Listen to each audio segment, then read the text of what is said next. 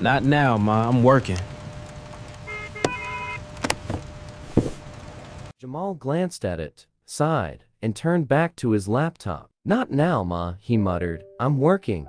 He was 28, a dreamer in a small Atlanta apartment, hustling to prove he could make it on his own. Sleepless nights, missed birthdays, half-finished meals, all for that one break that would make everything worth it. But that night, the call came again, then again, and again. He silenced it, because in his mind, success was the best "I love you" he could ever give her. By morning, the phone rang once more, but it wasn't her voice. It was his sister. Her tone was shaking. "Jamal, she's gone." The world fell silent. He dropped to his knees, the phone still in his hand. The missed calls glowed on the screen like wounds that wouldn't close. Mom, 3 missed calls. At her funeral, he stood beside the casket, unable to speak. He wanted to say, "I'm sorry." He wanted to say, "I heard you calling," but his voice cracked under the weight of everything left unsaid. In the months that followed, Jamal tried to drown his guilt in work. He told himself she'd be proud, but pride wasn't what she wanted. She wanted him.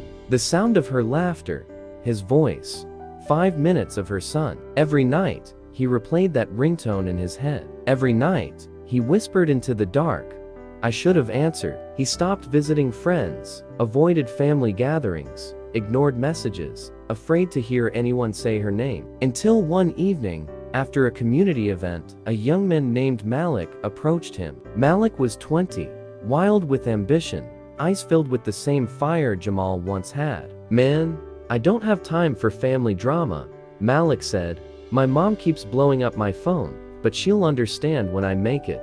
For a moment, he saw himself standing there, proud, stubborn, blind. He took a deep breath. His voice trembled as he spoke. "Malik, can I tell you something?" The young man nodded. Jamal looked down at his hands, calloused and shaking. "There was a night my mom called me 3 times. I didn't pick up.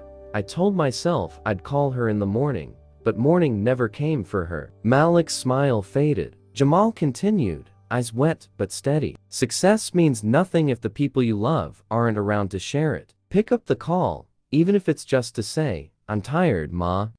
Malik swallowed hard, pulled out his phone, and stepped aside. Jamal watched as he called home, the sound of his mother's joy echoing through the hallway. And for the first time in years, Jamal felt something lift from his chest. Not all the guilt, but enough to breathe again. That night, Jamal went home, sat by his window, and looked at the sky. He whispered softly, "I answered this one for you, Ma." The rain had stopped. A soft wind carried through the open window, brushing against his face like a mother's hand. He smiled, the kind of smile that carried both pain and peace.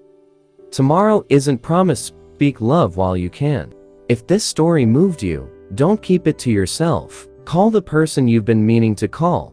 Say what you need to say. And if you believe in stories that heal, inspire, and remind us, we're never alone. Follow iSpire Stories for more.